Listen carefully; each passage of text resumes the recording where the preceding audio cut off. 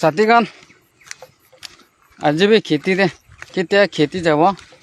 জংঘলে কেতিয়া যাব ব্লক পিটো টাইম দে বনাবলৈ গ'লে ৰেল খান না কিলি হ'লে মানুহকে শ্ৰম লাগি তা মানুহ লাগিতে কেমেৰা ধৰি না ফোন ধৰি না বিদ্যুৎ গান লৈ না বেৰাবলে না